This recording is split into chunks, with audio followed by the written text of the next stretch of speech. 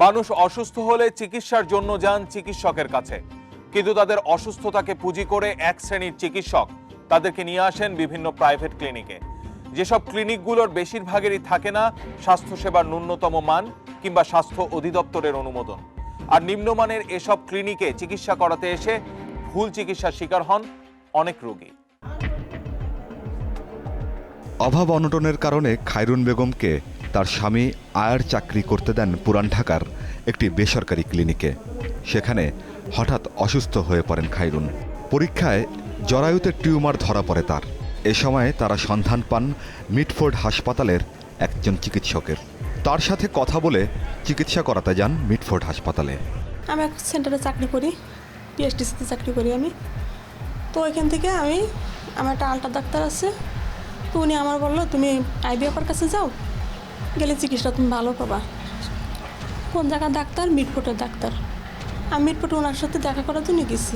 সরকারি হাসপাতালে লম্বা সিরিয়াল এবং ইনফেকশনের ভয় ইত্যাদি অজুহাত দেখিয়ে চিকিৎসক অন্য এক ক্লিনিকে যাওয়ার পরামর্শ দেন। আমার ওয়াইফের হলো জরাই টিউমার দেখানোর জন্য মিটফোর্ট যায়। মিটফোর্ট থেকে ওই ডাক্তারের সাথে আইবি রহমান, উনি বললো যে আমার এই যে এইখানে সুবিধাতে আপনার প্রাইভেটে সুবিধা ভালো, ওইখানে করলে ইনকুয়েশনের ভয় নেই, ওইখানেতে করাই দেবো, তোমরা ওইখানে যেয়ে করো। পরে এইভাবে মোবাইলে যোগাযোগ করে আমাদের নিয়ে আসে এইখানে। চিকিৎসকের দেয়া ঠিকানা মতো খায়রুন বেগম রামপুরার ক্লিনিকে আসার পর তাকে নেওয়া হয় অপারেশন থিয়েটারে।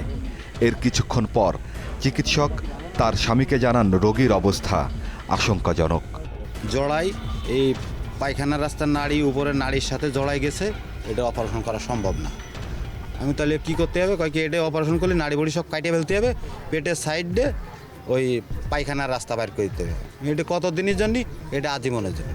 অভিযোগের বিষয়ে কথা বলতে নূরজাহান ক্লিনিক অ্যান্ড ডায়াগনস্টিক সেন্টারে গেলে পাওয়া যায় ডাক্তার আইভি ফেরদৌসকে। আমি কিন্তু ওকে আমার কাছে আসার জন্য একবারও বলিনি বা কনভিন্স করিনি বা কিছুই না।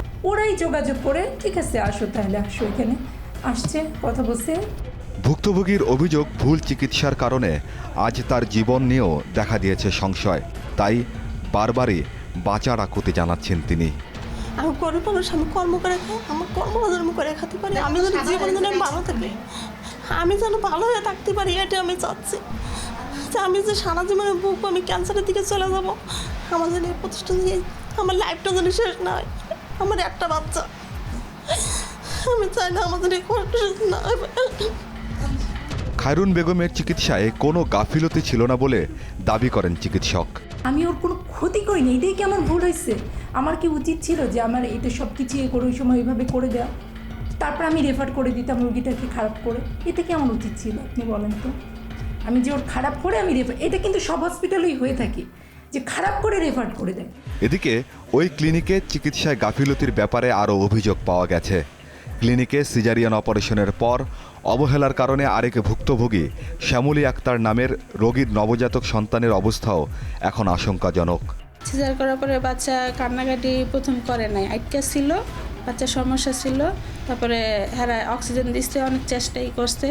অক্সিজেন দেওয়ার পরে অনেকক্ষণ পরে জ্ঞান ফিরছে, তখন আর বুঝতে পারি নাই। 2 দিন পরে কালকে রাত্রে হঠাৎ করে অসুস্থ হয়ে যায়, নিঃশ্বাস বন্ধ হয়ে যায়, আর দুধ পায় নাই। কান্নাকাটি করার পরে তারপরে স্যারই ঠিকানা দিছে যে তুমি শ্যামলীতে নিয়ে যাও। এসব অভিযোগের বিষয়ে কথা হয় ক্লিনিকের মালিক আল আমিনের সাথে। তার সাথে কথা বলে জানা যায় ক্লিনিকটির কোনো বৈধ অনুমোদনই নেই। আমি প্রথমে রান করছিলাম, কিন্তু দেখি যে কোনোভাবে এটাকে করতে পারতেছি না, কারণ যে টাকায় আসলে অপারেশন করতেছি 4টা ডাক্তারের বেতন দিয়ে আমি কোলাইতে পারতেছি না। তো একজন করছে যে লাইসেন্সটা হয়ে গেলে পরে ভালোভাবে যখন শুরু করব তখন আরও 4টা ডাক্তার যদি বেতন দিয়ে করতে পারে, কারণ আমার তো আর কোনো ইনকাম নেই। যমুনা টিভির ক্রাইম সিন টিম ক্লিনিকটিতে যাবার পর নড়েচড়ে বসে কর্তৃপক্ষ। পরে স্বাস্থ্য অধিদপ্তরে গিয়ে দেখা যায় নূরজাহান ক্লিনিকের মালিক আলামিনকে। সেখানে তিনি ক্রাইম সিন টিমকে জানান অনুমোদন না পাওয়া পর্যন্ত ক্লিনিকটি বন্ধ করে রেখেছেন। একদম স্টপ, একদম পুরো আপ টু বটম কোনো কাজ চলতেছে না। আমি নিজেও চেম্বারে বসতেছি না। পূর্ণ অনুমোদন ছাড়া হাসপাতাল বা ক্লিনিক ও ডায়াগনস্টিক সেন্টার চালানোর কোনো রকম সুযোগ নেই বলে জানান স্বাস্থ্য অধিদপ্তরের এই পরিচালক। অবৈধ হাসপাতাল বন্ধের ব্যাপারে স্বাস্থ্য অধিদপ্তর সোচ্চার বলেও জানান তিনি।